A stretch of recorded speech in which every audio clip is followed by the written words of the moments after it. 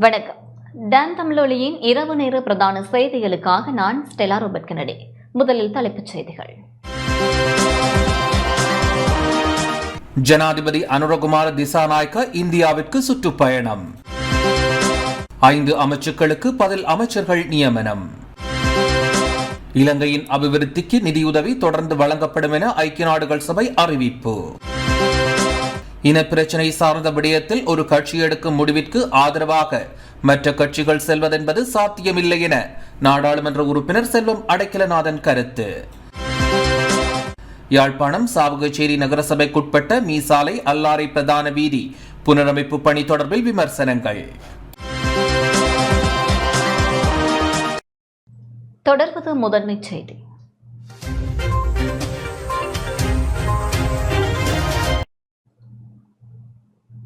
ஜனாதிபதி அனுரகுமார திசாநாயக்க இந்தியாவிற்கு சுற்றுப்பயணம் மேற்கொண்டுள்ளார்.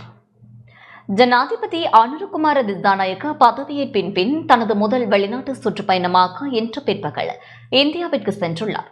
இந்திய அரசின் அழைப்பின் பேரில் சுற்றுப்பயணம் மேற்கொண்டுள்ள ஜனாதிபதி 17ஆம் திகதி வரை இந்தியாவில் தங்கியிருப்பார். இந்த சுற்றுப்பயணத்தின் போது இந்திய பிரதமர் நரேந்திர மோடியுடனான இருதரப்பு சந்திப்பில் முக்கிய விடயங்கள் குறித்து கலந்துரையாடப்பட உள்ளது. ஜனாதிபதி அனுரகுமார திசாநாயக்க இந்திய ஜனாதிபதி திரௌபதி முர்மு, துணை ஜனாதிபதி ஸ்ரீ ஜக்தீப் தன்கர், இந்திய வெளிவிவகார அமைச்சர் கலாநிதி எஸ் ஜெயசங்கர், இந்திய சுகாதார அமைச்சர் ஜே.பி. நட்டா, இந்தியாவின் தேசிய பாதுகாப்பு ஆலோசகர் ஸ்ரீ அஜித் தோவல் உள்ளிட்ட ராஜதந்திரிகள் பலருடனும் கலந்துரையாட தீர்மானிக்கப்பட்டுள்ளது. இரு நாடுகளுக்கும் இடையில் முதலீடு மற்றும் வணிகம் தொடர்புகளை பலப்படுத்தும் நோக்கில் புதுடில்லியில் நடைபெறவிருக்கும் வர்த்தகர்களுடனான சந்திப்பில் ஜனாதிபதி கலந்து கொள்ளவுள்ளார். அடுத்தபடியாக ஜனாதிபதி புத்தகயாவிற்கான சுற்றுப்பயணம் ஒன்றையும் மேற்கொள்ளவுள்ளார். வெளிநாட்டு அலுவல்கள், வெளிநாட்டு வேலைவாய்ப்பு மற்றும் சுற்றுலாத்துறை அமைச்சர் விஜித் ஹேரத், தொழில் அமைச்சர் மற்றும் பொருளாதார அபிவிருத்தி பிரதி அமைச்சர் பேராசிரியர் அனில் ஜயந்த பெர்னாண்டோ உள்ளிட்டோரும் இந்த சுற்றுப்பயணத்தில் கலந்து கொண்டுள்ளனர்.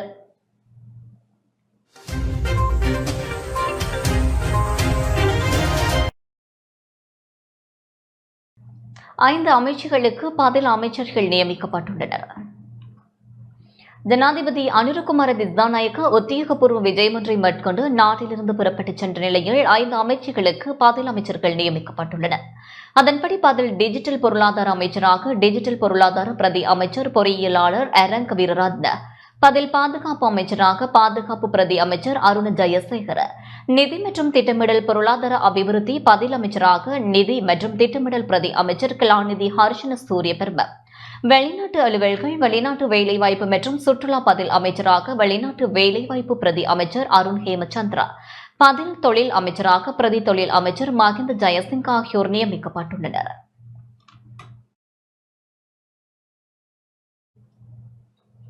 இலங்கையின் அபிவிருத்திக்கு நிதியுதவி தொடர்ந்து வழங்கப்படும் என ஐக்கிய நாடுகள் சபை தெரிவித்துள்ளது. இலங்கையின் அபிவிருத்திக்கு தொழில்நுட்ப உதவி மற்றும் நிதியுதவி தொடர்ந்து வழங்கப்படும் என ஐக்கிய நாடுகள் சபையின் இலங்கைக்கான வதிவிட இணைப்பாளர் மார்க்-அண்ட்ரே பிரான்ஸ் தெரிவித்துள்ளார். சுகாதார மற்றும் ஊடகத்துறை அமைச்சர் நலிந்த ஜெயதிசவை சந்தித்த போது அவர் இதனை குறிப்பிட்டதாக சுகாதார அமைச்சு தெரிவித்துள்ளது. நீண்ட காலமாக இந்நாட்டு அரசாங்கத்துடனும் மக்களுடனும் இணைந்துள்ள பங்காளித்துவத்தை மேலும் வலுப்படுத்த உள்ளதாகவும் எதிர்காலத்தில் அதனை தொடரப்போவதாகவும் அவர் குறிப்பிட்டார். கடந்த தேர்தலில் பெரும் ஆணை வழங்கப்பட்ட நிலையில் பொதுமக்களின் எதிர்பார்ப்புகளும் அதிகமாக இருப்பதால் எதிர்வரும் காலப்பகுதி சவாலானதாக அமையும் என ஐக்கிய நாடுகள் சபையின் இலங்கைக்கான வதிவிட இணைப்பாளர் சுட்டிக்காட்டியுள்ளார்.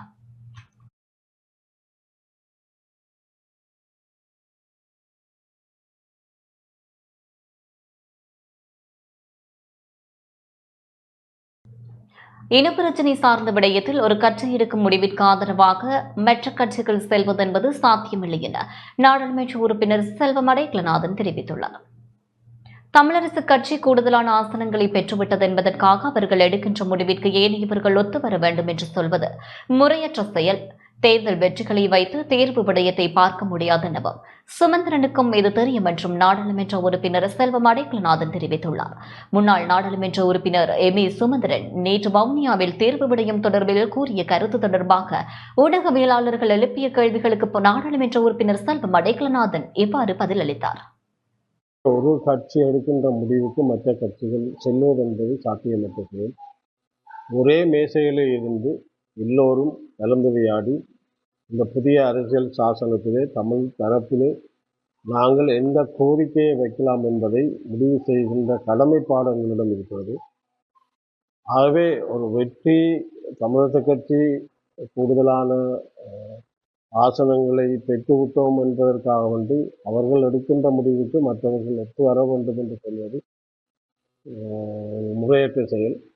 அந்த வகையிலே ஒரு மேசையிலே இருந்து நாங்கள் பேசி இந்த விடயங்களை கையாளுகின்ற போதுதான் ஒட்டுமொத்தமான ஒரு ஒற்றுமையோடு கூடிய ஒரு தீர்வு திட்டத்தை நாங்கள் வைக்கின்ற போதுதான் எங்களுடைய மக்களும் அதை ஏற்றுக்கொள்வார்கள், விரும்புவார்கள். கூடுதலாக அதைவிட தென்னிலங்கையில் இப்பொழுது இருக்கின்ற புதிய அரசாங்கம், ஜனாதிபதி அவர்களும் ஒரு பலமாக நாங்கள் ஒற்றுமையாகி விட்டோம் என்ற ஒரு விடயத்திலே அவர்களும் இதை பரிசீலிக்கின்ற ஒரு நிலையை உருவாக்க முடியும். ஆகவே நாங்கள் செய்வோம், நீங்கள் ஏற்றுக்கொள்ள வேண்டும் என்றெல்லாம் சொல்வது அது அது ஒரு சாத்தியமற்ற ஒரு விடயமாகத்தான் நான் பார்க்கிறேன். ஆகவே நாங்கள் ஒன்றாக ஒரு மேசையில் இருந்து பொதுவான ஒரு தீர்வு திட்டத்தை நாங்கள் கொடுக்கின்ற போதுதான் அது வலுவான பலமாக இருக்கும். இல்லை தனித்தனியை கொடுத்தோம் என்றால் புதிய அரசாங்கம், புதிய ஜனாதிபதி அதை வைத்துக்கொண்டு அரசியல் நடத்துகின்ற வாய்ப்புகளை உருவாக்கக்கூடும். ஆகவே இந்த இனப்பிரச்சனை பல வருடங்களாக இன்றைக்கு புரியோடி போய் இருக்கின்ற சூழலில் தீர்வு இனப்பிரச்சனை சார்ந்த விடயங்களில் இன்னும் எங்களுடைய மக்கள் சார்ந்த, எங்களுடைய நிலம் சார்ந்த, காணாமல் போனவர்கள் சார்ந்த, மனித உரிமை மீறல்கள் சார்ந்த இப்படியான ஐநா தீர்மானங்கள் எல்லாம் இன்றைக்கு எங்களுடைய பிரச்சனைகளை அக்கறை கொண்டிருக்கின்ற போது அது தீர்வில்லாத ஒரு சூழலில் நாங்கள் கொடுக்கின்ற ஒற்றுமையான பலத்தோடு கொடுக்கின்ற அந்த தீர்வு திட்டம் என்பதுதான் அது வலுவாக இருக்கும், வலிமையாக இருக்கும். இலங்கை அரசாங்கம் அதை தட்டி கழிக்க முடியாத சூழலை நாங்கள் உருவாக்கலாம் என்று நான் கருதுகிறேன். வவுனியா ஐயப்ப சாமிகள் நாடாளுமன்ற உறுப்பினர் செல்வம் அடைக்கலநாதனிடம் மகஜரொன்றினை கையளித்துள்ளனர். வவுனியா ஐயப்ப சாமிகள் சபரிமலை யாத்திரைக்காக அவசரகால கடவுச்சீட்டு மற்றும் விசா, விமான கட்டணம் தொடர்பான விடயங்களை உள்ளடக்கி வன்னி நாடாளுமன்ற உறுப்பினர் செல்வம் அடைக்கலநாதனிடம் இன்று மகஜரொன்றினை கையளித்திருந்துள்ளனர். அதில் கடவுச்சீட்டு மற்றும் விசா பெற்றுக் கொள்வதில் சிரமங்கள் காணப்படுவதாகவும் அதற்கான ஏற்பாடுகளை செய்து தருமாறும் அவர்கள் கோரிக்கை முன்வைத்துள்ளனர். இது தொடர்பாக கருத்து தெரிவித்த நாடாளுமன்ற உறுப்பினர் செல்வம் அடைக்கலநாதன், ஐயப்ப சாமிகள் எந்தவொரு தடங்களுமின்றி சபரிமலைக்கு செல்வதற்கு நடவடிக்கை எடுக்கப்படும் என தெரிவித்துள்ளார். அவசர கால கடவுச்சீட்டு பெறுவதற்கான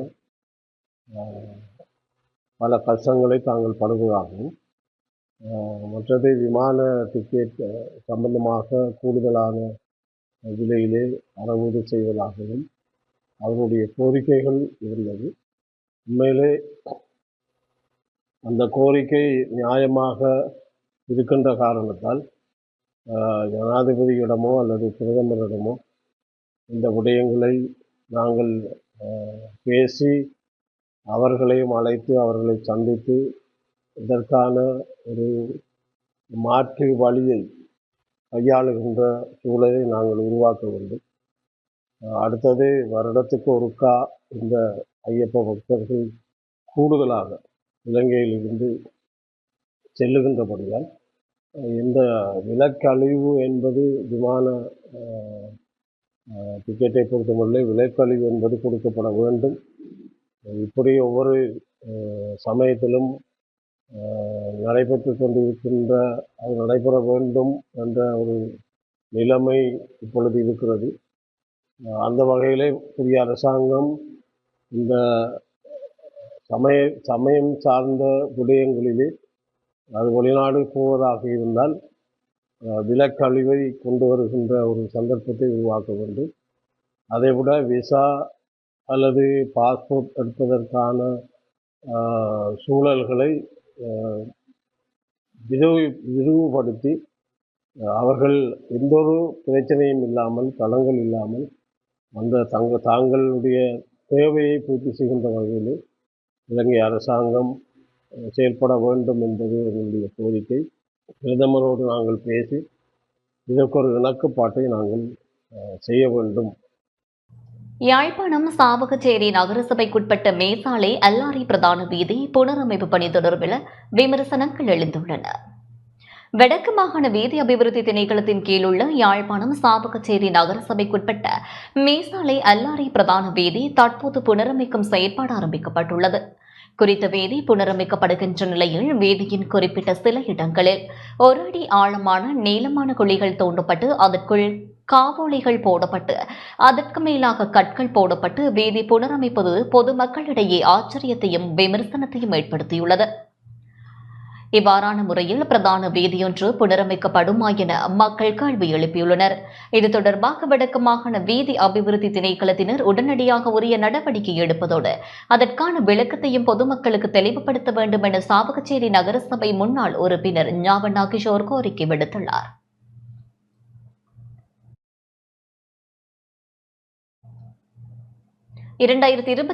நவம்பர் மாதத்திற்கான பெறுமதி சேர் வரி மற்றும் சமூக பாதுகாப்பு பங்களிப்பு வரி செலுத்துவது தொடர்பான விசேட அறிவிப்பு வெளியிடப்பட்டுள்ளது.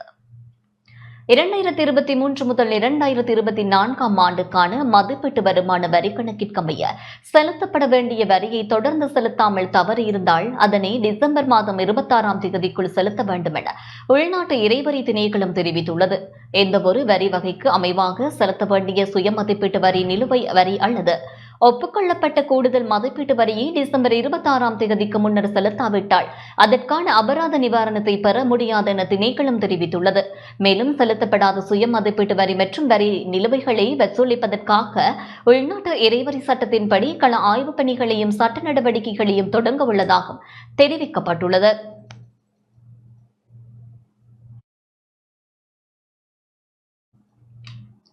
சர்வதேச இறையாண்மை பத்திரக்கடன் மறுசீரமைப்பை இலங்கை வெற்றிகரமாக நிறைவு செய்துள்ளதாக நிதியமைச்சு அறிவித்துள்ளது. மிகவும் சிக்கலான மற்றும் சவாலான சர்வதேச இறையாண்மை பத்திர கடன் மறுசீரமைப்பை இலங்கை வெற்றிகரமாக நிறைவு செய்துள்ளதாக நிதியமைச்சு அறிவித்துள்ளது. அறிக்கையொன்றை வெளியிட்டு இதனை தெரிவித்துள்ள நிதியமைச்சு இறையாண்மை பத்திர உரிமையாளர்களில் 98% பத்திர பரிமாற்றத்திற்கு விருப்பம் தெரிவித்துள்ளதாக குறிப்பிட்டுள்ளது. அதன்படி தற்போதுள்ள பத்திரங்களுக்கு பதிலாக புதிய பத்திரங்களை வெளியிடுவதன் மூலம் சர்வதேச இறையாண்மை பத்திரங்களின் மறுசீரமைப்பு ஆரம்பிக்கப்படும் என நிதியமைச்சு முன்னதாக அறிவித்திருந்தது.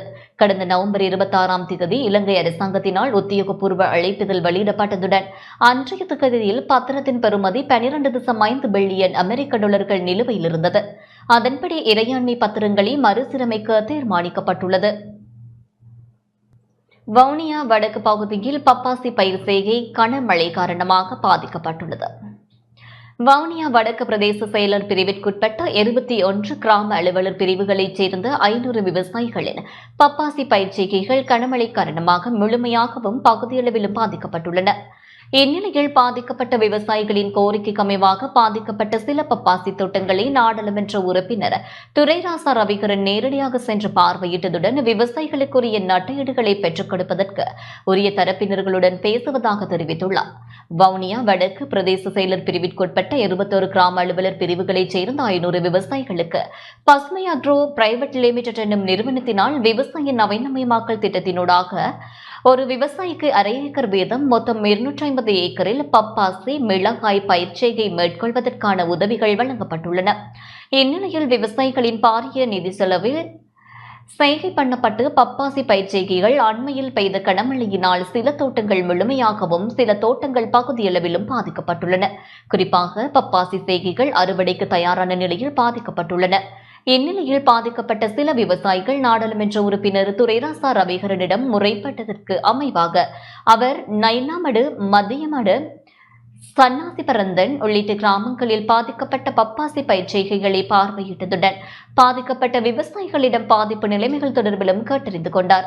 அத்தோடு நைனாமடு பகுதியில் கலந்துரையாடல் நடாத்தி பாதிக்கப்பட்ட விவசாயிகளின் விவரங்களை கேட்டறிந்து கொண்டதுடன் உரிய தரப்பினருடன் பேசி பாதிக்கப்பட்டுள்ள பப்பாசி செய்கையாளர்களுக்குரிய நட்டையீடுகளை பெற்றுக் கொடுப்பதற்கு நடவடிக்கை மேற்கொள்ளப்படும் என தெரிவித்தார்.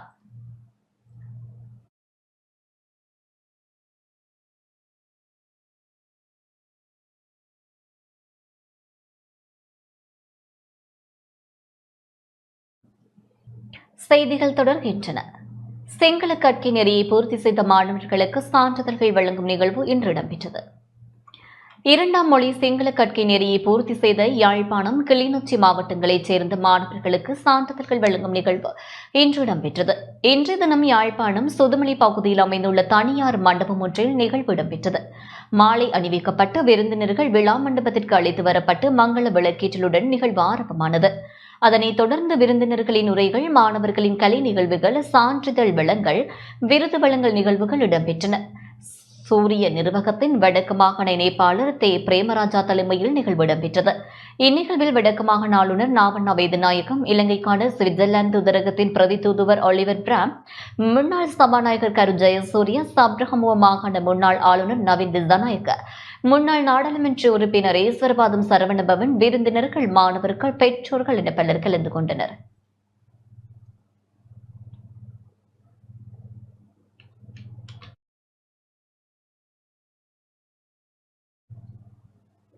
யாழ்ப்பாணம் இளவாலை மேகண்டான் மகாவித்தியாலயத்தின் நிறுவனர் நாளும் பரிசளிப்பு நிகழ்வும் இடம்பெற்றுள்ளது.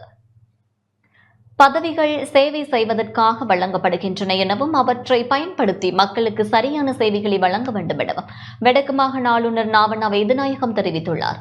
யாழ்ப்பாணம் இளவாலை மேகண்டான் மகாவித்தியாலயத்தின் நிறுவனர் நாளும் பரிசளிப்பு நிகழ்வும் பாடசாலையின் ஏழூர் மண்டபத்தில் இடம்பெற்றது. இந்நிகழ்வில் கலந்து கொண்டு உரையாற்றும் போதே அவர் இதனை தெரிவித்தார். பாடசாலை அதிபர் ஈனா கணேசனந்தன் தலைமையில் இடம்பெற்ற பரிசளிப்பு நிகழ்வில் பிரதம விருந்தினராக வடக்கு மாகாண ஆளுநர் பங்கேற்றார். இதன்போது சிறந்த பெறுபர்களை பெற்ற மாணவர்களுக்கு பரிசல்கள் வழங்கி வைக்கப்பட்டன. இந்நிகழ்வில் அதிபர், ஆசிரியர்கள், மாணவர்கள், பெற்றோர்கள், நலன் விரும்பிகள் என பலர் கலந்து கொண்டனர். மிக முக்கியமாக நாங்கள் கல்வி என்பது கல்வியால் தான் எதையும் நாங்கள் மேம்படுத்த முடியும். ஒரு கிராமம் அபிவிருத்தி அடையும் என்றால் அது கல்வியிலே மேம்பட்டால் தான் அந்த கிராமம் அபிவிருத்தி அடையும். இது இவர்கள் கல்வியால் உயர்கின்றார்கள், ஒருவர் பல்கலைக்கழகத்தில் செல்கிறார்கள், அந்த கிராமப்புற அவரை பார்த்து வந்துடும், முன்னேறும். அது எங்கேயே இருக்குது. அந்த கல்விதான் மிக முக்கியமானது. மற்றது கல்வி மிக முக்கியமானது என்னென்று சொன்னால் இந்த பண்புகளை வளர்த்துக் கொள்ளணும். அது இல்லாட்டி இந்த எப்படி படிக்கும், எப்படி பெரிய உயர்ந்த இடத்துல நாங்கள் மதிக்கப்படுவதில்லை. இப்போ சில வைத்தியர்களை நாங்கள் மதிக்கிறோம் இல்லை, சில வைத்தியர்களை கடவுளுக்கு கொடுக்குறோம். அப்போ எவ்வாறு மதிக்கிறார்கள், பண்பாக பழகிறார்கள் என்பதுதான் பங்கிருக்கிய தவிர அவர்கள் எந்த உயர் பதவி வைத்தாலும் அவர்கள் பண்புகளை இழந்தவர்களாக, மதிக்கப்படுவர்களாக, அன்பு அற்றவர்களாக இருந்தால் மதிக்கப்படுவதில்லை. அது எங்கேயும் இருக்கும். அது எந்த பதவியாக இருந்தாலும் அதுதான். நாங்கள் பதவியில உயர்கின்ற பொழுதுதான் பணிய வேண்டும். அதான் மிக முக்கியமானது. நாங்கள் பதவிகள் எமக்காக ஏற்படுத்தப்படுவதில்லை, மக்களுக்காகத்தான் ஏற்படுத்தப்படுகிறோம். அந்த பதவிகளை நாங்கள் சரிவர மக்களுக்கு செய்யாவிட்டால் அந்த பதவிகள் இருப்பதற்கு எந்தவித தகுதியும் எங்களுக்கு இல்லை. அந்த வகையிலே இந்த பிள்ளைகள், மாணவர்களும் நீங்கள் வருகின்ற பொழுது மிக முக்கியமாக நாங்கள் ஒருவருக்கு உதவி செய்யக்கூடியவர்களாக, மற்றவரை மதிக்கின்றவர்களாக, மற்றவரை இழக்கப்படுகிறவர்களாக நாங்கள் வாழவும். அதான் மிக முக்கியம். மலையகம் 200 கப்பால் நூல் வெளியீட்டு விழா கொழும்பில் இடம்பெற்றது. மலையகம் 200 கப்பால் நூல் வெளியீட்டு விழா கொழும்பு தமிழ் சங்கத்தின் சங்கரப்பிள்ளை மண்டபத்தில் இடம்பெற்றது. தமிழ் மற்றும் ஆங்கில நூல்கள் இவ்வாறு வெளியிட்டு வைக்கப்பட்டன. அமரர் சிவலிங்கம் ஞாபகார்த்த குழுவின் ஏற்பாட்டில் ஞாபகார்த்த குழுவின் தலைவர் எம் வாமதேவன் தலைமையில் நிகழ்வு இடம்பெற்றது. நிகழ்வின் பிரதம அதிதிகளாக மகளிர் மற்றும் சிறுவர் விவகார அமைச்சர் சரோஜா சாவித்திரி போல்ராஜ், பெருந்தோட்டம் சமூக உட்கட்டமைப்பு பிரதி அமைச்சர் சுந்தரலிங்கம் பிரதீப் ஆகியோரும் கலந்து சிறப்பித்தனர். மலையகத்தின் மூத்த எழுத்தாளர்கள், பேராசிரியர்கள், இலக்கிய ஆர்வலர்கள் மற்றும் சமூக செயற்பாட்டாளர்கள் என பலர் இதில் கலந்து கொண்டனர்.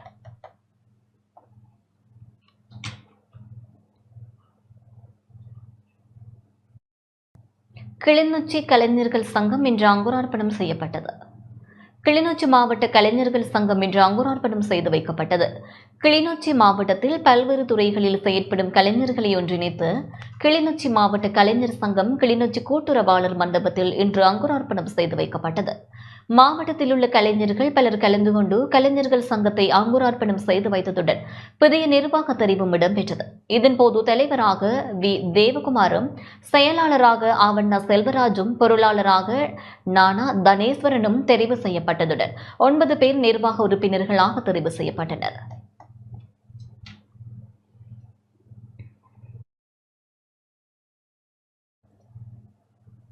யாழ்ப்பாணம் சுழிபுரம் மேற்கு கலைமகள் இலவச கல்வி நிலைய வகுப்பறை திறந்து வைக்கப்பட்டுள்ளது. யாழ்ப்பாணம் சுழிபுரம் மேற்கு கலைமகள் இலவச கல்வி நிலையத்தின் வகுப்பறை இன்று திறந்து வைக்கப்பட்டது. முன்னாள் நாடாளுமன்ற உறுப்பினர் ஈஸ்வரபாதம் சரவணபவனால் வகுப்பறை திறந்து வைக்கப்பட்டது. சுழிபுரம் மேற்கு கலைமகள் இலவச கல்வி நிலையத்தின் உபதலைவர் அருள் சிவானந்தன் தலைமையில் நிகழ்வு இடம்பெற்றது. குறித்த நிகழ்வில் கலைமகள் இலவச கல்வி ஆசிரியர்கள், மாணவர்கள், நிர்வாகத்தினர் என பலரும் கலந்து கொண்டிருந்தமை குறிப்பிடத்தக்கது.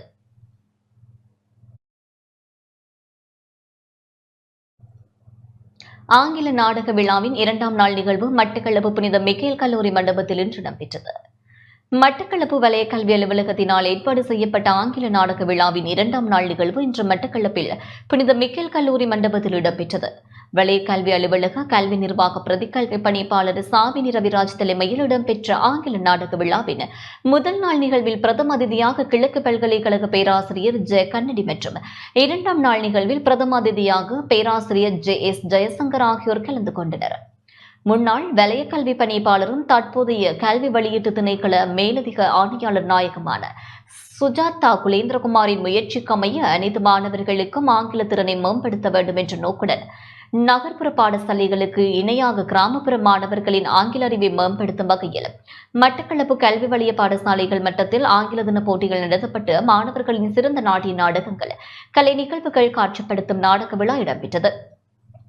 நிகழ்வில் சுவாமி விபுலானந்த அழகியற் கற்கைகள் நிறுவ பணிப்பாளர் பாரதி கன்னடி, முன்னாள் வலயக்கல்வி பணிப்பாளரும் தற்போதைய கல்வி வெளியீட்டு திணைக்களம் மேலதிக ஆணையாளர் நாயகம் சுஜாதா குலேந்திரகுமார், மட்டக்களப்பு கல்வி வலய பிரதிக்கல்வி பணிப்பாளர்கள், ஆசிரியாலோசகர்கள், பாடசாலை அதிபர்கள், மாணவர்கள், பெற்றோர்கள் என பலர் கலந்து கொண்டனர்.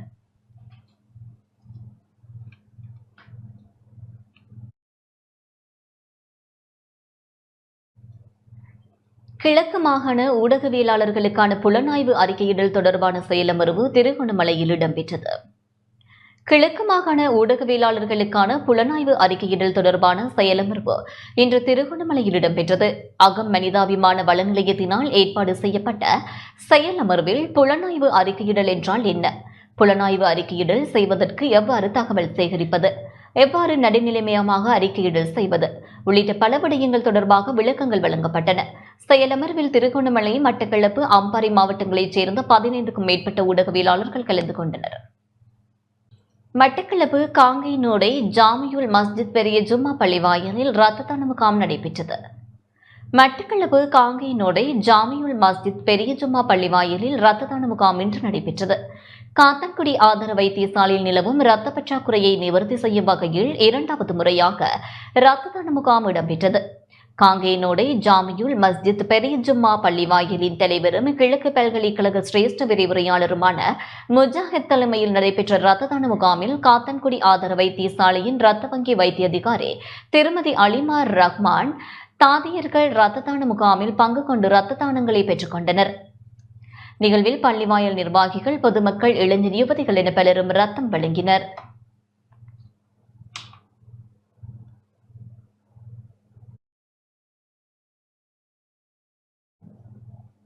யாழ்நகர் பகுதிகளை அண்மித்துள்ள புட்சிட்டிகளில் திருட்டு சம்பவம் இடம்பெறுவதாக போலீசார் தெரிவித்துள்ளனர். யாழ்ப்பாணம் நகர்பகுதிகளை அண்மித்துள்ள புட்சிட்டிகளில் திருட்டுகளில் ஈடுபடும் கும்பல்கள் தொடர்பான தகவல் கிடைத்தால் அறிய தருமாறு போலீசார் கோரியுள்ளனர். புட்சிட்டிகளுக்கு 3 அடங்கிய கும்பலாக சென்று அங்கு பொருட்களை வாங்குவது போல பல பொருட்களை திருடி தமது ஆடைகளுக்குள் மறைத்து எடுத்து செல்வது அங்குள்ள கண்காணிப்பு கேமராக்களில் பதிவாகியுள்ளது.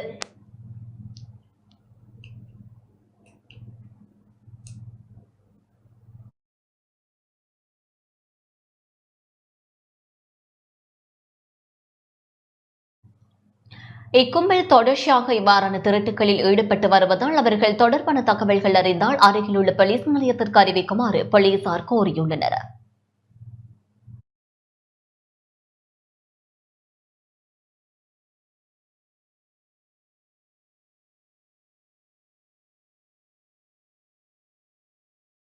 கிளிநொச்சி ஏனையின் வீதியில் மோட்டார் சைக்கிள் மூலம் விபத்து சம்பவித்துள்ளது. கிளிநொச்சி ஏனையின் வீதியில் மத்திய ஆரம்ப வித்தியாலயம் சந்தையில் விபத்து சம்பவம் ஒன்று பதிவாகியுள்ளது. கிளிநொச்சி டிப்போ சந்தையிலிருந்து தலைக்கவசம் அணியாமல், சாரதி அனுமதி பத்திரம் இல்லாமல் ஏனையின் வீதியில் பயணித்த மோட்டார் சைக்கிள் இரணிமடு பகுதியிலிருந்து வந்த டிப்பர் வாகனத்துடன் மோதுண்டு அதேவேளை வீதியில் பயணித்துக் கொண்டிருந்த இரண்டு மோட்டார்கள் சைக்கிள்களுடனும் மோதி விபத்து சம்பவித்துள்ளது. இவ்விபத்தில் படுகாயமடைந்த 2 பேர் கிளிநொச்சி பொது வைத்தியசாலையில் அதிதீவிர சிகிச்சை பிரிவிலும் ஒருவர் சாதாரண சிகிச்சை பிரிவிலும் அனுமதிக்கப்பட்டுள்ளனர். விபத்து தொடர்பாக கிளிநொச்சி போலீசார் விசாரணைகளை மேற்கொண்டு வருகின்றனர்.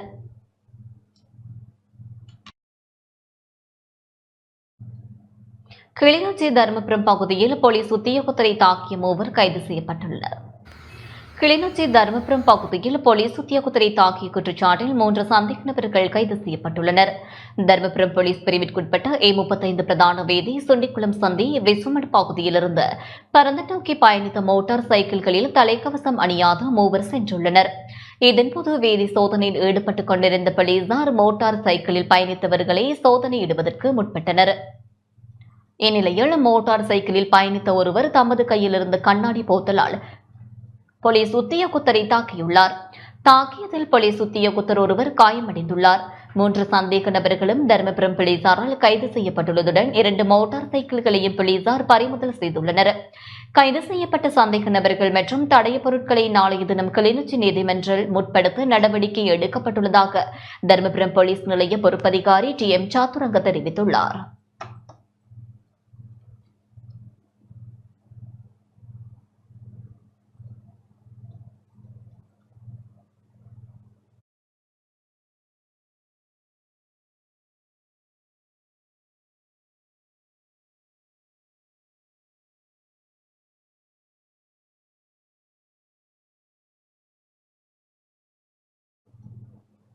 வவுனியாவில் குளத்தின் ஆற்றுப்பகுதியிலிருந்து அரசு ஊழியரின் சடலம் மீட்கப்பட்டுள்ளது. வவுனியா சேமமடு குளத்தின் வான் பகுதியிலிருந்து அரசு ஊழியர் ஒருவரின் சடலம் இன்று மீட்கப்பட்டுள்ளது. குறித்த இளைஞர் வனஜீவராசிகள் திணைக்களத்தினால் அமைக்கப்பட்டுள்ள யானை வேலிகளை பராமரிக்கும் பணியை செய்து வருகின்றார்.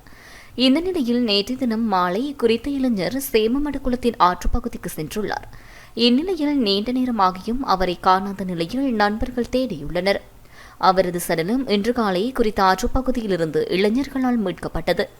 சம்பவத்தில் மகாரம்பைக்குளம் பகுதியைச் சேர்ந்த நிரஞ்சன் என்ற அரசு ஊழியரை சடலமாக மீட்கப்பட்டார். சம்பவம் தொடர்பாக ஓமந்தை போலீசார் விசாரணைகளை முன்னெடுத்து வருகின்றனர். திருகோணமலை மோதூர் பகுதியில் இளைஞர் ஒருவரின் சடலம் மீட்கப்பட்டுள்ளது. திருகோணமலை மோதூர் போலீஸ் பிரிவிற்குட்பட்ட சகாயபுரம் கிறிஸ்தவ ஆலயத்திற்கு அருகிலிருந்து இளைஞர் ஒருவரின் சடலம் இன்று மீட்கப்பட்டுள்ளது. சடலமாக மீட்கப்பட்டவர் மோதூர் சகாயபுரம் பகுதியைச் சேர்ந்த 25 வயதுடைய ஆண்டன் பிரஜித் என தெரிய வருகின்றது. குறித்த இளைஞன் எவ்வாறு உயிரிழந்தார், இது கொலையா தற்கொலையா என்பது குறித்து மோதூர் போலீசார் விசாரணைகளை முன்னெடுத்து வருகின்றனர்.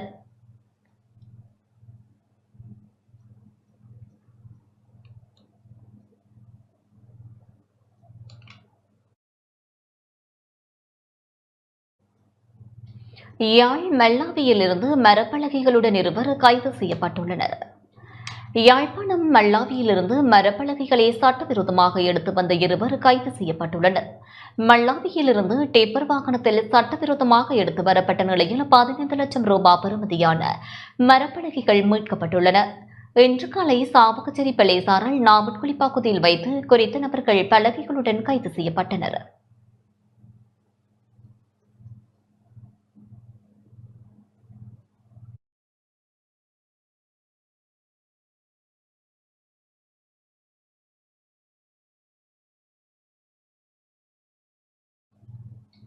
சிவனொளி பாதமலை யாத்ரீகர்களின் நலன் கருதி விசேட பேருந்து சேவை முன்னெடுக்கப்பட்டுள்ளது. சிவனொளி பாதமலைக்கு செல்லும் யாத்ரீகர்களின் நலன் கருதி இலங்கை போக்குவரத்து சபைக்கு சொந்தமான பேருந்துகள் மேலதிக சேவையில் ஈடுபடுத்தப்பட்டுள்ளன. யாத்திரை காலம் நிறைவடையும் வரை இந்த பேருந்துகள் சேவையில் ஈடுபடுத்தப்படும் என போக்குவரத்து சபையின் பிரதி முகாமையாளர் AH பண்டுக்க சுவர்ணஹன்ச தெரிவித்துள்ளார். அதன் அடிப்படையில் வார இறுதி நாட்களில் கொழும்பிலிருந்து ஹட்டன் நல்லத்தனி வரை மேலதிக பேருந்துகள் ஈடுபடுத்தப்பட்டுள்ளதாக அவர் குறிப்பிட்டார். இதேவேளை ரயில்களில் சிவனொளி பாதமலைக்கு செல்லும் யாத்ரீகர்களுக்காகவும் விசேட பேருந்து சேவை முன்னெடுக்கப்பட்டுள்ளது. ஹட்டன் ரயில் நிலையத்திற்கு அருகிலிருந்து நல்லதனி வரை தினமும் பேருந்துகள் சேவையில் ஈடுபடுத்தப்பட்டுள்ளன.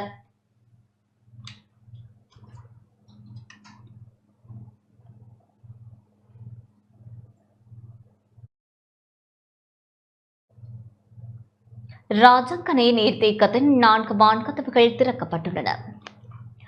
தொடர் மழை காரணமாக நீர்த்தேக்கங்களின் நீர்மட்டம் சடுதியாக உயர்வடைந்துள்ள நிலையில் ராஜாங்கனி நீர்த்தேக்கத்தின் 4 வான்கதவுகள் திறக்கப்பட்டுள்ளன. வினாடிக்கு 3775 கன அடி நீர் கலாவயாவிற்கு விடுவிக்கப்படுவதாக நீர்ப்பாசன திணைக்களம் தெரிவித்துள்ளது. இதேவேளை ஆங்கம நீர்த்தேக்கத்தில் 2 வான்கதவுகளும் திறக்கப்பட்டுள்ளன. தலா 1 அடி திறக்கப்பட்டுள்ள இந்த வான்கதவுகள் மூலம் வினாடிக்கு 600 கன அடி நீர் கலாவோயாவிற்கு விடுவிக்கப்படுகின்றது. மல்வத்து ஓயா, வளவகங்கை மற்றும் மதரு ஓயா ஆகிய பகுதிகளிலும் நீர்மட்டம் உயர்ந்துள்ளது. நீர்த்தேக்கங்களை சூழவுள்ள தாழ்நிலங்களில் வசிக்கும் மக்கள் இது தொடர்பில் அவதானமாக இருக்குமாறு நீர்ப்பாசன திணைக்களம் தெரிவித்துள்ளது.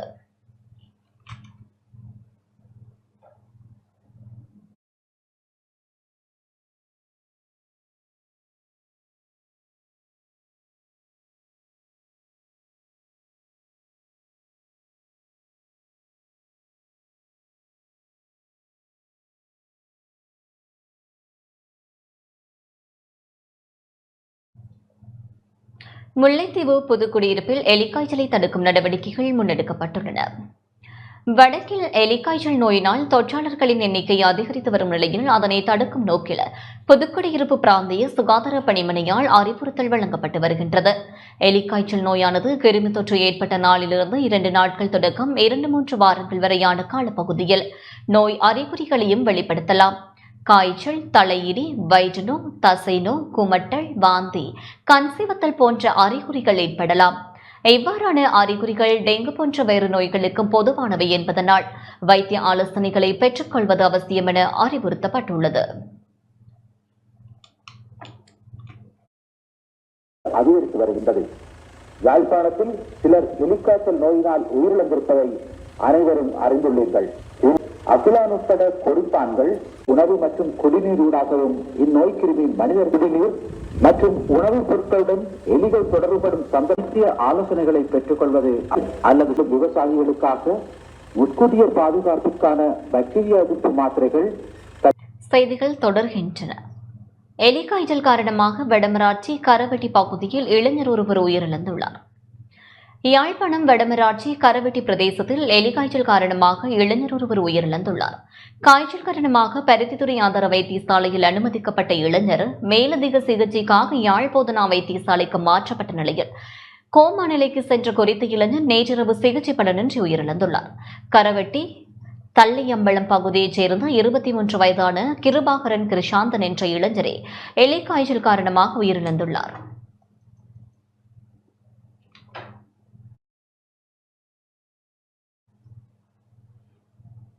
நாட்டில் இம்மாதத்தின் இதுவரையான காலப்பகுதியில் மட்டும் 1679 டெங்கு நோயாளர்கள் அடையாளம் காணப்பட்டுள்ளனர் என டெங்கு நோய் தடுப்பு பிரிவு தெரிவித்துள்ளது.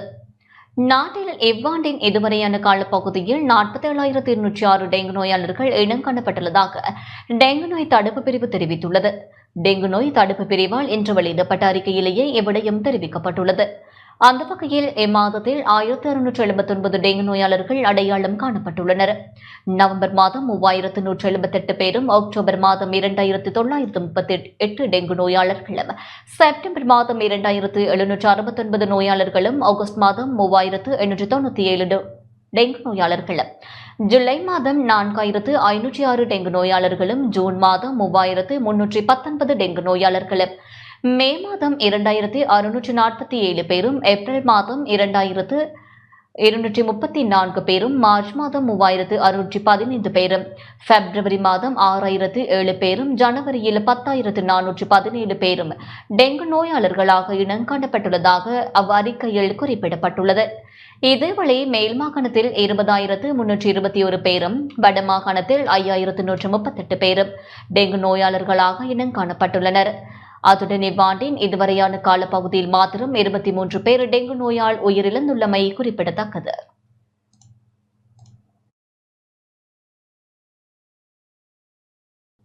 இத்துடன் இந்த செய்தி அறிக்கை நிறைவு பெறுகின்றது. தொடர்ந்தும் டான் தமிழொலியின் நிகழ்ச்சிகளோடு இணைந்திருங்கள்.